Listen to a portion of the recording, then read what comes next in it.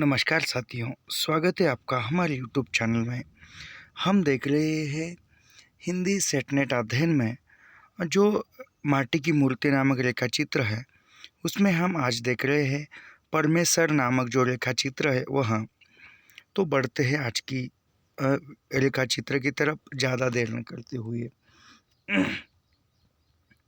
उस दिन अपने दफ्तर में कागज के ढेर और काम की भीड़ में बैठा था कि श्री राम गाँव से आया और कुशल क्षेम पूछने पर बोला, परमेश्वर बहुत बीमार है, बेजान। यानी वह एक दिन जो है वह लेखक अपनी ऑफिस में काम कर रहे थे। कागज के ढेर यानी जो भी फाइलों की थी उसके बीच में वो काम में लगे थे। तभी गांव से जो श्री राम नामक कोई व्यक्ति आता है और आने के बाद जो फिर वह लेखक और उसके बीच में वार्तालाप होता है, कुशल मंगल पूछताछ होती है। तब वहाँ श्री राम बोलता है, परमेश्वर जो है वह बहुत बीमार है, बेचैन है, यानी मरने के कगार पर है।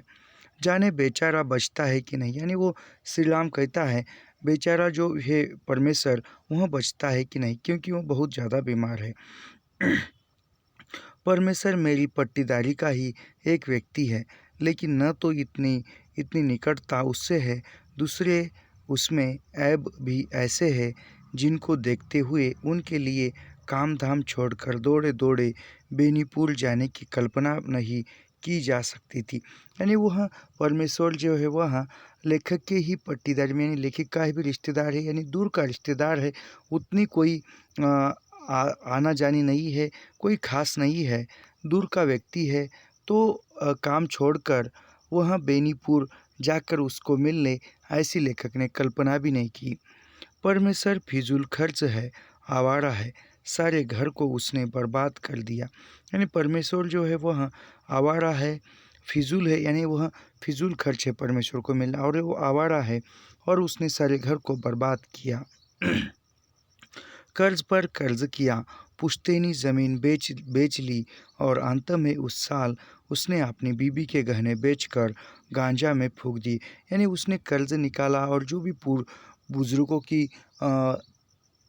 बुजुर्गों की या अन्य ही परदादाओं की जो भी ज़मीन थी वह सब कुछ बेचकर उसने ऐसे ही आयाश आराम करने में वह सब कुछ पैसे खर्च कर दिए। और इतना ही नहीं, उसने खुद के पत्नी के गहने जो जेवर वह बेचकर भी उसके गांजा व नशे के इसमें उड़ा दिए।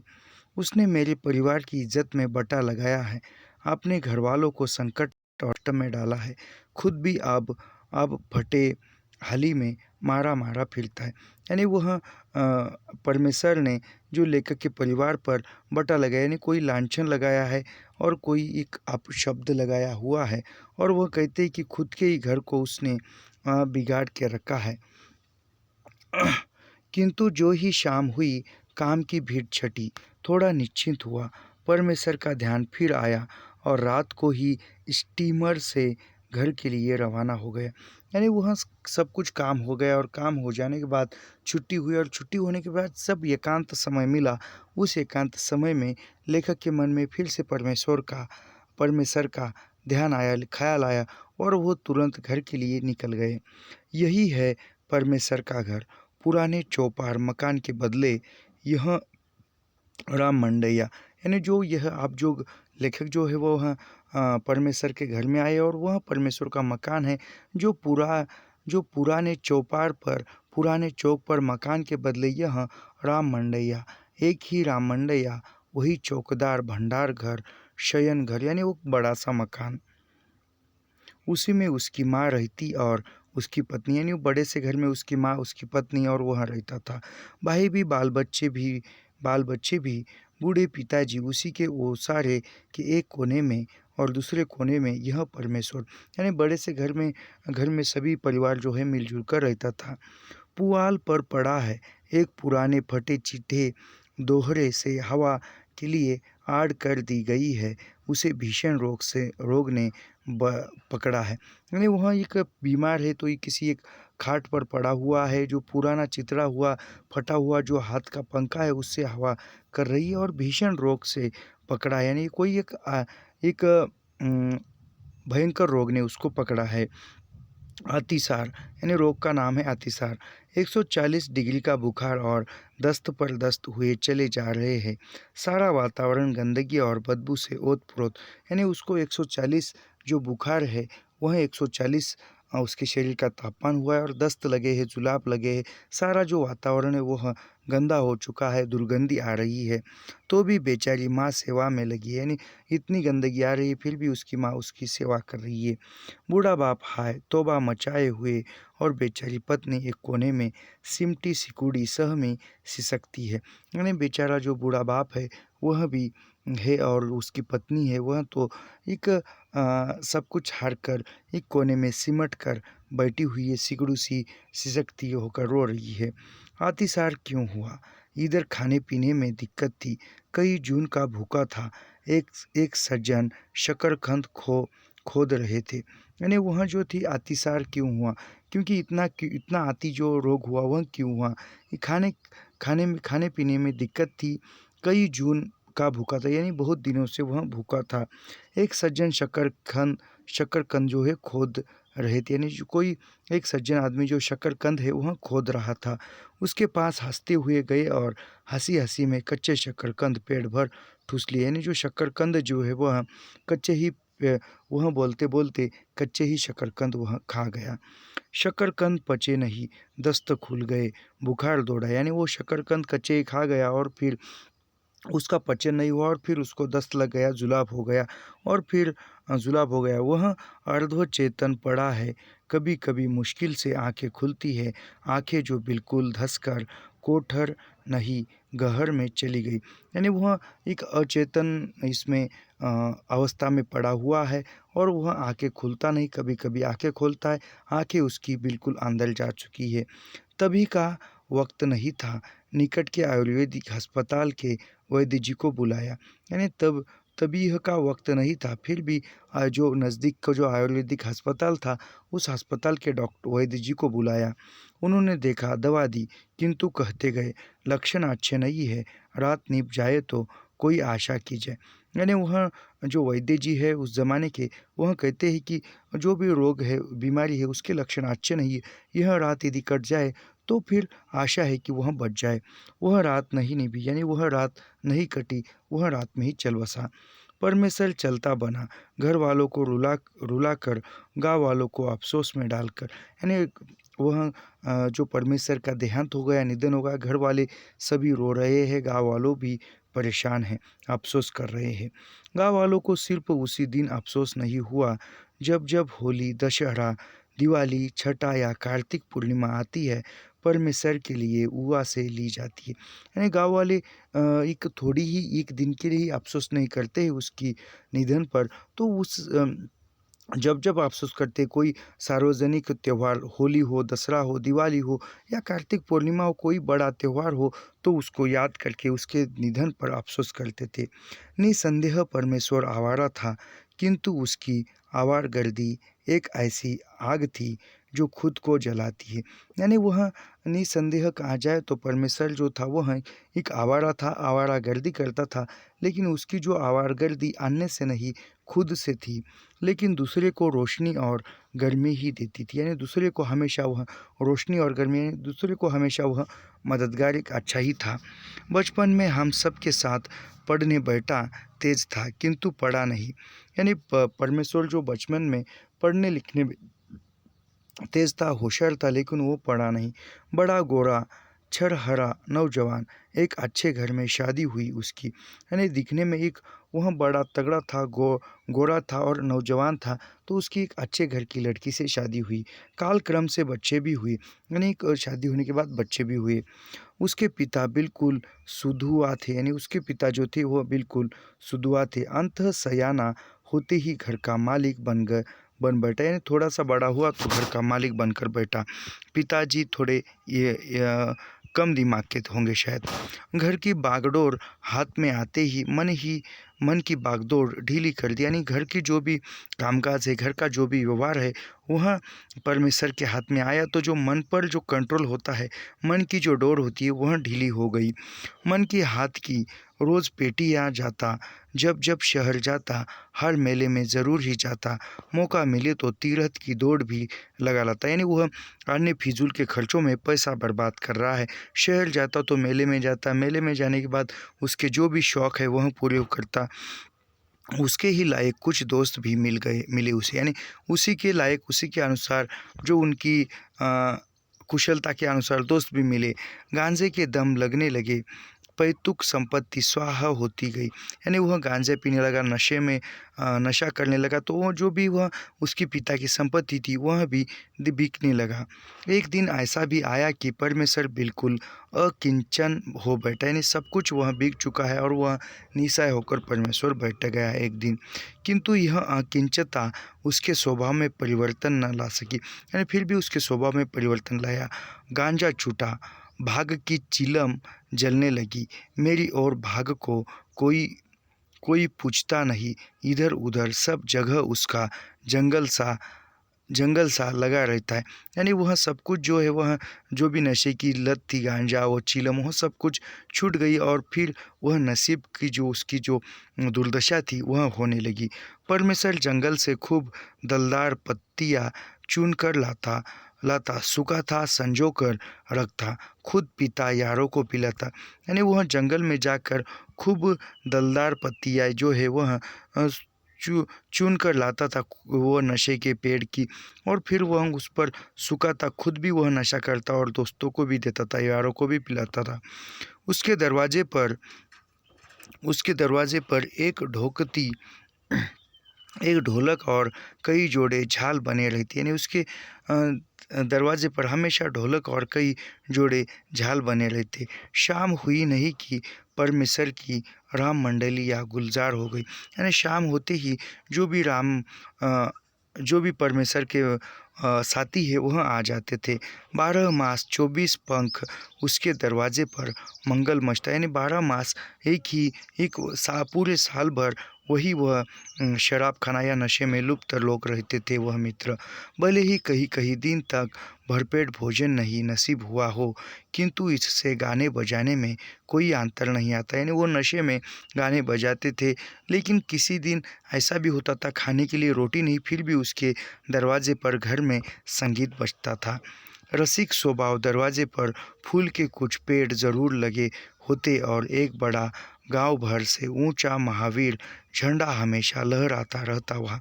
यानी उसके संगीत सुनने के लिए लोग भी जाते और कुछ फूलों के पौधे ही होते थे। उसके घर में एक महावीर जो झंडा है वह ऊंचे स्थान पर लहराता हुआ रहता था।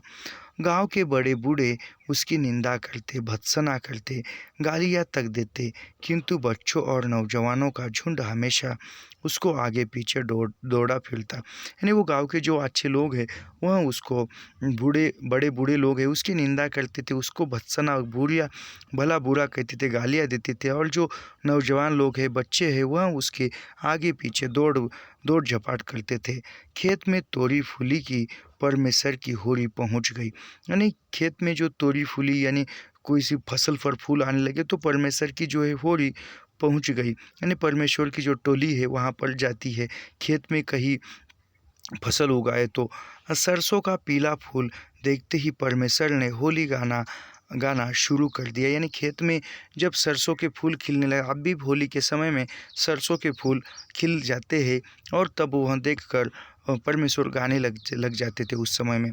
और जिस दिन वसंत पंचमी हुई उस दिन से तो मानो उसे बदमस्तियों का लाइसेंस मिल गया। यानी वह बसंत पंचमी हुई कि कुछ दिनों के बाद होली आती है, फिर तब से बसंत पंचमी होने तक वह मानो बदमस्ती यानी मस्ती करने का लाइसेंस मिल गया हो, ऐसा वह व्यवहार करते थे। पेट काट कर पैसे बचा कर रखता इन दिनों के लिए। यानी पेट काट कर खाने पीने की चीज़ें न लाकर पैसे बचा कर रखता था। यह होली वह जो कुछ भी उनकी मस्ती करने के लिए। डप पर नया चमड़ा चढ़वाया गया, झाल में नई डोरियाँ लगाई गई, ढोलक पर नया गद दिलाया गया। शाम से ही जो होली शुरू होती, आधी रात के बाद भी हा हा हू से गाँव गाँव में कोलाहल मचा रहता है। यानी वह सब कुछ पैसे बचा बचा कर जो भी उसके गाने बजाने के जो साहित्य है, सामान है, उसको एक नए सलीके से ठीक किया जाता, एक नया बनाया जाता जाता था, उसकी रिपेयरिंग की जाती थी। और फिर होली आती तो रात आधी आधी रात तक गांव में सभी हाहाकार हो जाता था, कोलाहल मचा रहता था, वह गाने मस्ती करते रहते थे। और ऐन होली के दिन यानी होली के दिन भोर से ही परमेश्वर के दरवाजे पर तौलिया देखी। यानी होली के दिन सुबह से ही परमेश्वर के दरवाजे पर भीड़ ही भीड़, यानी गाना गाना बजाना सब कुछ होता था। भैंस का दूध कहीं से किसी तरह ऊपर करता, चीनी न हो तो गुड़ ही सही, बड़ी हसल पर भांग की पत्तियाँ लोने पिसता पिसवाता। यानी वहाँ उस दिन भैंस का दूध न हो तो कहीं से वह भैंस का दूध लाता था, चीनी न हो तो चीनी नहीं है तो गुड़ मिलाता था, लेकिन वो भांग की पत्तियाँ भांग बनाता था और पीता भी था और पिलाता भी था। उन्हें पानी दूध और गुड़ में मिला था, खुद खुद छक छक कर पीता, यारों को पिलाता। यानी खुद भी वह भांग भांग दूध गुड़ में मिलाता था और खुद भी पिलाता था, खुद भी पीता था और औरों को भी पिलाता था। फिर उन्हें लेकर गांव में निकलना, चाहे गुरुजन हो या छोटे बच्चे जो उसके सामने आए, उन पर कीचड़ पड़ी, कोई नाराज़ हो या गालियाँ दी, परमेश्वर को क्या परवाह। यानी वह नशे में लुप्त हो जाने के बाद वह गांव में निकलते थे, सामने कोई हो, छोटा हो या बड़ा हो, उन पर कीचड़ पड़ी, यानी कुछ ऐसे ही आना शना बकना या रंग लगाना, कीचड़ उड़ाना, कोई नाराज़ हो या गालियाँ दे, परमेश्वर को क्या नहीं, कोई गालियाँ दे, कोई नाराज़ हो, परमेश्वर को कुछ फर्क नहीं पड़ता था। होली के दिन की गालियाँ तो आशीर्वाद होती है ना। यानी होली के दिन अभी भी कभी कई गांव देहातों में होली के दिन गालियाँ देते हैं और कोलाहल मचाते हैं, तो होली के दिन की जो गालियाँ है वह आशीर्वाद होती है न, लेक आश्चर्य से कहते हैं। गांव भर को भत भत मुत कर वह सरेस में निकलता है। यानी गाँव गाँव भर घूम फिरने के बाद वह जो पथिक उसकी दिन मेरे गांव की सीमा से निकले, उसकी तो दुर्गति ही समझिए। यानी वो उस दिन गांव से बाहर कोई निकला तो समझो दुर्गति। यानी वह सब कुछ कीचड़ गोबर पानी, बस सिर से पैर तक उन्हें नहलाया गया। यानी वह कोई गांव से बाहर निकला तो उस दिन वो परमेश्वर की जो टोली है वह उसको कीचड़ गोबर बस ऐसे न जाने किन बहुत से प्रकारों से उसके साथ होली की जाती थी।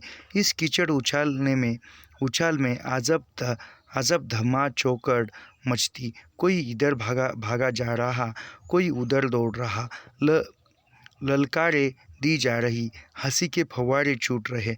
इस तरह दोपहरिया आई, तब सब पोखरे में पहुँचे, वहाँ खूब उबक चुबक हुई, तब घर। यानी कोई वहाँ बचने के लिए कीचड़ डाल रहा है, इसे बचने के लिए या होली खोलने की, कोई यहाँ वहाँ भागदौड़ मच रही है, कोलाहल हो रहा है।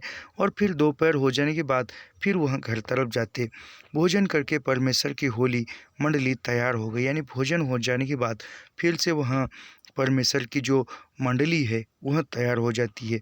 परमेश्वर अपने हाथ में डप लेता, नशे के मारे आंखें लाल बनी हुई और अबीर से उसके चेहरे और शरीर की क्या बात। यानी फिर वह होली खेलने जाने के बाद फिर वह परमेश्वर जो है वह गाने बजाने का कार्यक्रम शुरू हो जाता। परमेश्वर है डप लेता था, नशे में लुप्त और आंखें लाल हो जाती थी, और फिर बीच में परमेश्वर का डप चारों ओर करताल झांझ लिए गाने बजाने, जिन्हें अपार दर्शक घेरे रहते। यानी फिर वो गाने बजाने का कार्य समारोह चलता और फिर वो बहुत से लोग हैं उसको चारों ओर से घेर कर वह देखते थे।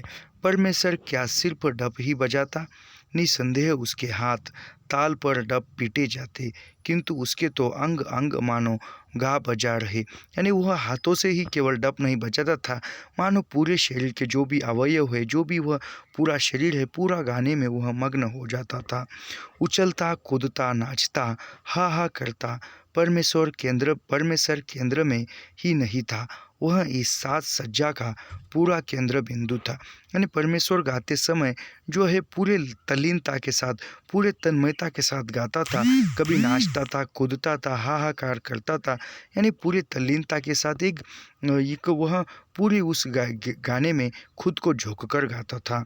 गांव के धनी गरीब एक एक के दरवाजे पर गाता बजाता स्वांग करता।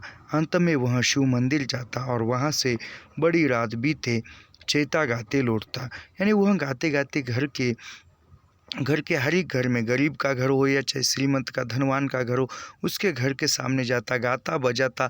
कोई एक सॉन्ग यानी कोई कुछ नाटक करता था, कोई कुछ स्वांग करा के दिखाता, किसी का अनुकरण दिखाकर करता था, और फिर वह शिव मंदिर जाता और वहाँ से आधी रात के बाद या बहुत रात के बाद फिर चौथा गाते गाते लौट आता था। परमेश्वर के बाद भी गांव में होली होती, किंतु वैसा रंग कहाँ जम पाता। यानी परमेश्वर का अब निधन हो चुका है, फिर भी वो गांव में होली हो रही है, लेकिन परमेश्वर था तब जिस प्रकार होली मनाई जाती थी उस प्रकार होली अब नहीं मनाई जा रही है। यूँ ही दशहरे की 10 रातों में वह गांव में कोलाहल मचाए। यानी दशहरे की जो रातें होती है, 9 रातें या 10 रातें, तो उसमें गांव में कोलाहल नहीं है। मेरे गांव में इन 10 रातों में ओझा लोगों द्वारा भूत खेलाने का रिवाज था। यानी वह लेखक के गांव में जो दशहरे का समय होता है, विजयादशमी का, उस जो 10 रातों में जो ओझा लोग होते हैं, यानी खेल करने वाले या कुछ, उसके द्वारा भूत खेलाने का रिवाज था। यानी भूतों का खेल दिखाने का रिवाज था। अब करीब करीब खत्म हो रहा है। यानी अब करीब वह खेल जो है खत्म हो रहा है। पुरानी जो भी परंपराएं थी वह लुप्त होती जा रही है, किंतु इस मृतप्राय चलने में परमेश्वर ने मानो जान डाल दी थी। यानी वह लुप्त हो रहा है और फिर भी परमेश्वर ने जो उसमें जान डाल दी थी। अपने दरवाजे पर गांव भर के ओझों को न्योता देकर बुला लेता। अरे वह परमेश्वर जो है गांव भर घूमकर जो भी वह खेल दिखाने वाले हैं उनको अपने न्योता देकर, आमंत्रण देकर घर बुला लेता। बीच में धूप जल रही है। धूप के सामने सातों बहन दुर्गा के नाम पर 7 जगह चावल, सिंदूर और ओड़हुल के फूल एक पंक्ति में रख दिए हैं। यानी वह दशहरे का समय है, बीच बीच में धूप जल रही है, यानी जो धुनी होती है वो कुछ होती है, वह धूप जल रही है। सामने सातों बहन दुर्गा के नाम पे बैठी हुई है। 7 जगहों पर चावल, सिंदूर और जो ओड़हुल के फूल है वह पंक्ति में रख दिए गए हैं। उस पंक्ति के आगे बेंत की एक लाल छड़ी है। यानी उस पंक्ति के आगे एक लाल छड़ी है। ओझा लोग गीत गा रहे हैं, सांझ बजा रहे हैं। यानी जो ओझा लोग किस प्रकार भूत का खेल दिखाते हैं या भूत को नचाते हैं यह दिखा रहे हैं। गीत का शोर उठान की आखिरी चोटी पर पहुंचा नहीं कि उनमें से किसी न किसी के शरीर पर कोई भूत, ब्रह्म, चुड़ैल, देवी आदि कई कोटि ने उनके यानी फिर गीत गाते गाते गीत आखिरी पड़ाव में आया कि वह 7 लाइनी में जो 7 बैठे हैं उनमें से कोई भूत ब्रह्म है, उनमें से वह तुरंत वह आंग हिलने लगता था या नाचने लगते थे। भूत आते ही ओझा शरीर हिलाने लगे, पहले धीरे धीरे फिर जोर जोर से। शरीर हिलाते हिलाते बेंत उठाई और उस बेंत से अपने शरीर पर तड़ तड़ लगे मारने लगे। यानी वो शरीर हिलता रहे, भूत आने के बाद शरीर हिलने लगता और फिर उसमें ही हिलते हिलते वह ज़्यादा हिलता था, कंपन होता था और फिर वह अपने आप को तड़ तड़ मारते थे। ओझा बेंत से शरीर को पीटे जा रहे हैं और लोग कह रहे हैं, देखो महाराज घोड़ा कमज़ोर है, ज़्यादा पिटाई मत करो।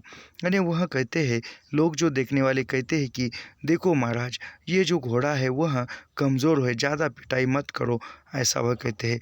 बड़ी आरजू मिन्नत के बाद भूत महाराज को दया आई तो छड़ी फेंक ओझा कोहनी ज़मीन पर पकड़ने लगे।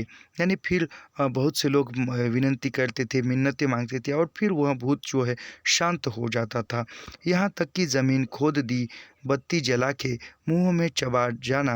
यानी वह ज़मीन खोदना और जलती बत्ती जो है वह मुँह में दबाना, हाथ पर धधकती आग वाली ढकनी पर रख देना। यानी आग जल रही है और उस ढकनी पर हाथ हाथ रखना आदि करतब भी दिखाए, यानी ऐसे बहुत से खेल दिखाते जाते थे और अंत में भेटी ठीकी जाती। मन की बात कहकर उसकी पूर्ति के उपाय बताकर भूत चला जाता। यानी अंत में जो भी मन की बात है या जो भी उसकी इच्छा है वह बताकर भूत चला जाता था।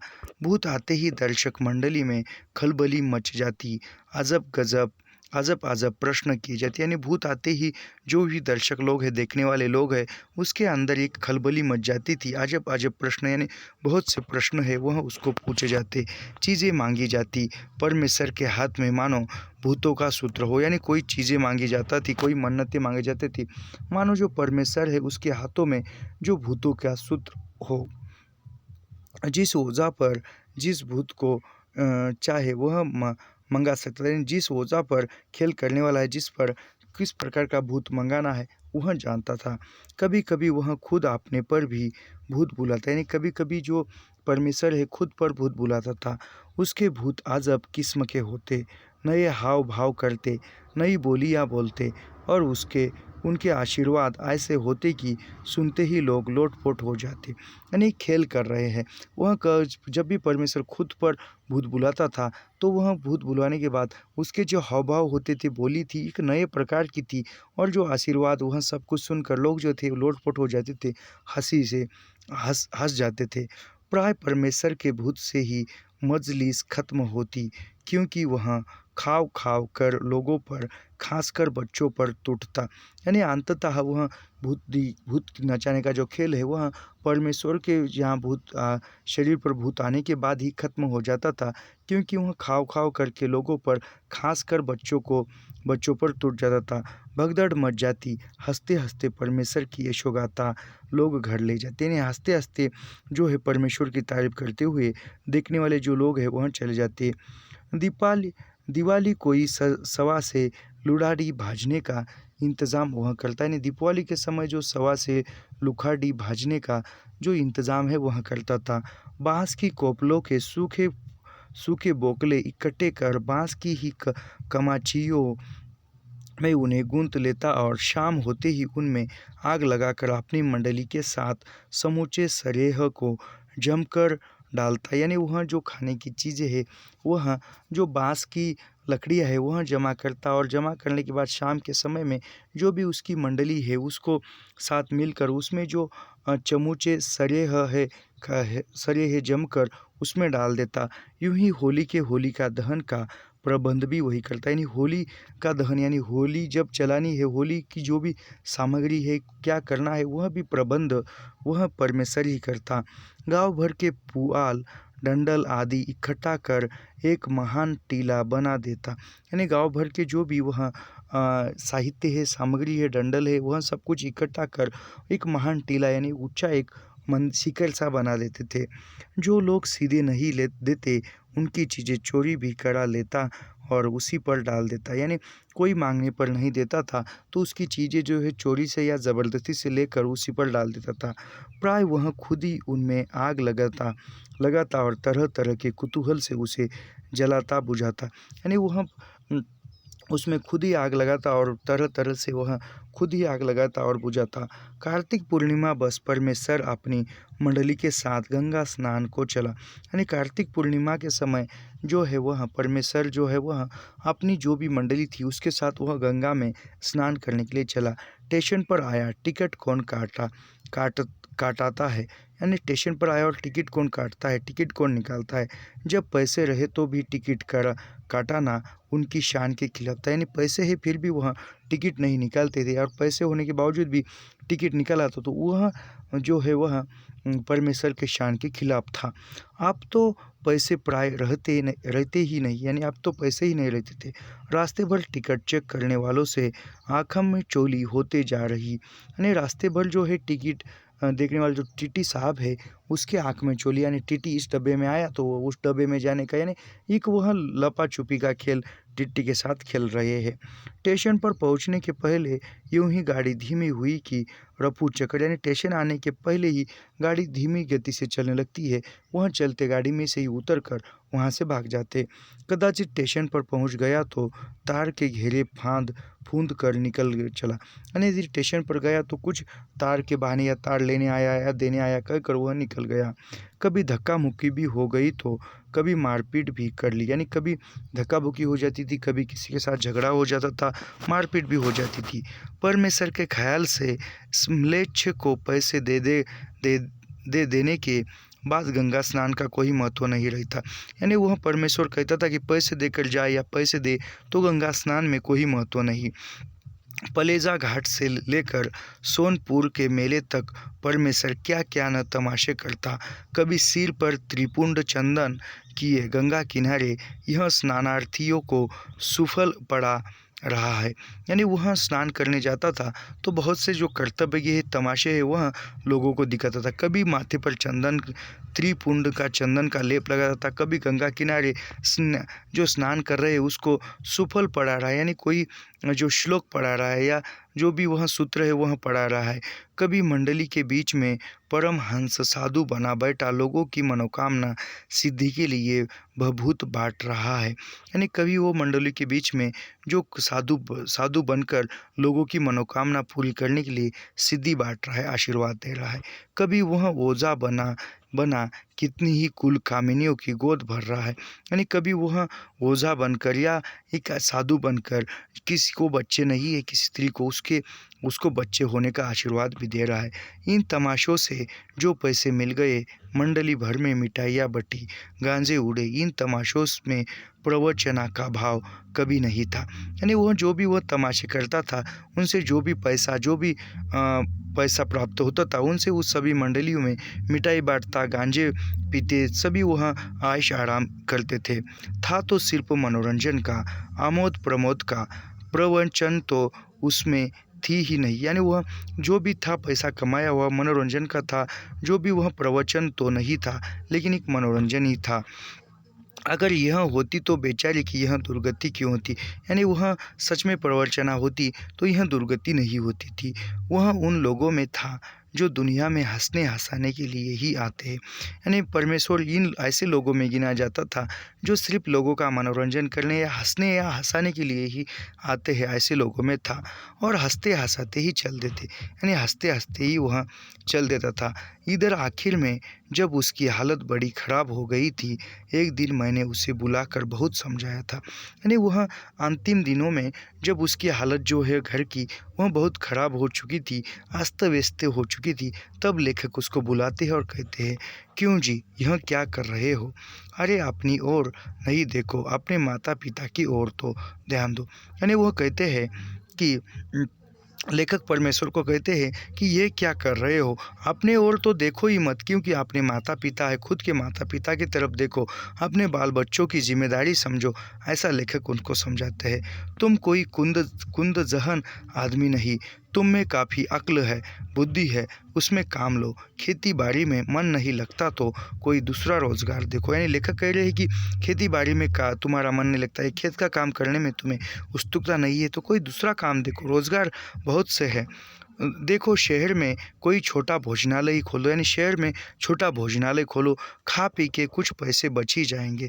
मैंने कई ऐसे आदमियों के उदाहरण भी दिए, यानी जो आदमी सफल हुए शहर में आकर, ऐसे आदमियों के लेखक उदाहरण भी बताते हैं।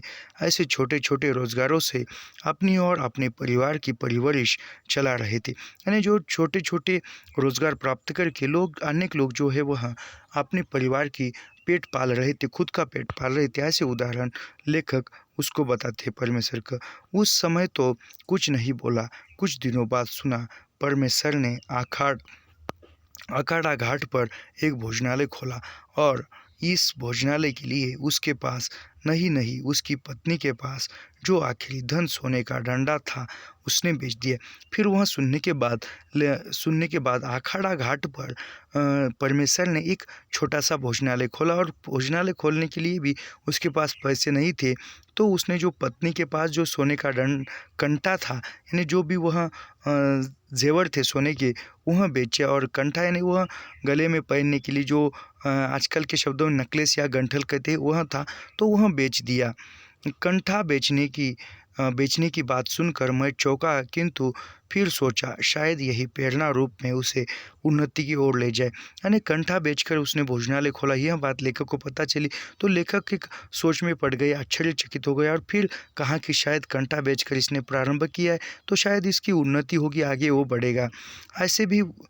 ऐसे उदाहरण भी मिलते हैं, किंतु मेरी यह धारणा गलत निकली। यानी ऐसे भी उदाहरण मिलते हैं कि घर का सामान बेचकर या गहने बेचकर फिर कोई व्यवसाय या रोजगार प्राप्त करते हैं, और फिर वह उसके बल पर आगे बढ़ते हैं, और फिर वह खुद के पैरों पर एक अच्छी तरह से जम जाते हैं। ऐसे लेखक सोच रहे थे, लेकिन लेखक का यह सोचना गलत हो गया। थोड़े दिनों तक तो उसका कारोबार अच्छा चला, किंतु हाथ में पैसे आते ही फिर भांग की जगह गांजे ने ले ली। यानी वह कुछ दिनों के बाद जो भोजनालय है वह अच्छा चलने लगा था, पैसा भी आने लगा था। फिर पैसे आने के बाद वह नशे में फिर भांग पी रहा था। भांग पीने की वजह वह गांजे में लुप्त हो गया। और एक कारण तो उसने आज भी बतलाया, यानी एक कारण उसने आज बताया, चाचा साहब, खिलाना तो बड़ा अच्छा लगता है, किंतु खिलाने पिलाने के बाद कंटाह की तरह पैसे के लिए पीछे पड़ जाना, यह तो बड़ा कठिन काम है। यानी वह लेखक को कहता है परमेश्वर कि चाचा साहब, किसी को खाना खिलाना अच्छा लगता है और खाना खिलाना अच्छी बात है, खाना खिलाना अच्छा लगता है, और फिर वह खाना खाने के बाद ये उसके पीछे पैसे मांगते हुए फिरना, यह बहुत कठिन काम लगता है। इसमें शक नहीं कि कुछ पैसे मैंने गांजे में फूके, किंतु मेरे ज़्यादा पैसे तो खाने वाले के जिम्मे रह गए। यानी वह कहता है कि इसमें तो मैंने उस पैसे से तो मैंने गांजा पिया ही है, लेकिन उससे ज़्यादा पैसे जो है खाने वाले के पास रह गए हैं। अच्छा क्या हुआ, उस जन्म में तो ताड़ के पेड़ होंगे और मैं पीपल बनकर उसकी छाती पर पैदा होऊंगा। यानी वह कहते हैं वह जो खाने वाले जो थे वह तो ताड़ के पेड़ होंगे, और वह मैं जो हूँ पीपल का पेड़ बनकर उसकी छाती पर पैदा होऊंगा। यानी ताड़ के पेड़ एक ऊंचे होते हैं और ज़्यादा उसके बूंदों में बल नहीं होता, लेकिन पीपल का पेड़ बड़ा डेलदार होता है, बड़ा सा होता है खूब। यानी वह एक हिंसा करके वह वसूल करूँगा, खूब वसूल करूँगा उनसे। कैसा चाचा जी, वह हंस रहा था खिलखिलाकर, यानी वो कहते हुए हंस रहा था। चाचा जी गुस्से में बोले, और उस बेचारी का कंठा तुमने बराबर कर दिया। यानी चाचा जी हुए गुस्से में बोले और बोल रहे हैं कि तुमने तुम्हारे पत्नी का जो कंठा है वह बराबर कर दिया।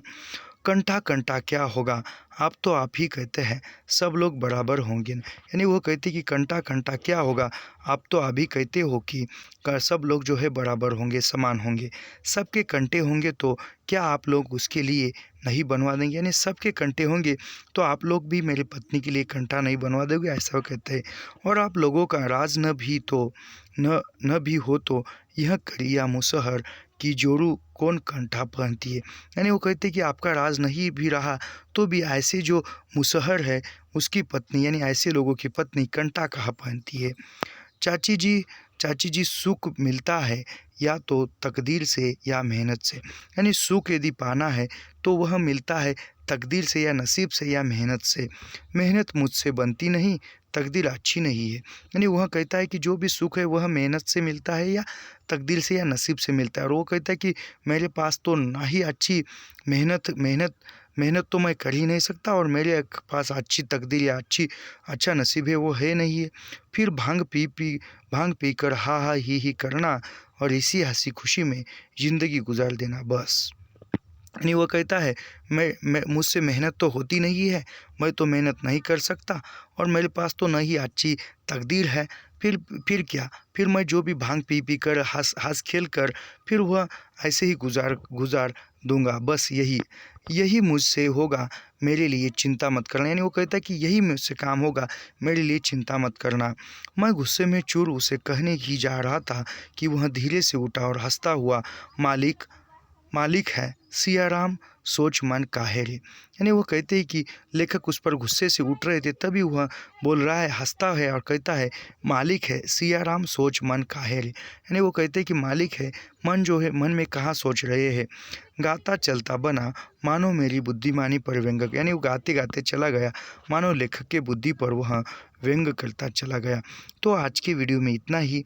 मिलते हैं अगले वीडियो में। ऐसे ही लाइन टू लाइन पंक्ति दर पंक्ति अध्ययन करने के लिए हमारे चैनल को सब्सक्राइब कीजिए, लाइक कीजिए और शेयर करना मत भूलिए। मिलते हैं अगले वीडियो में। धन्यवाद।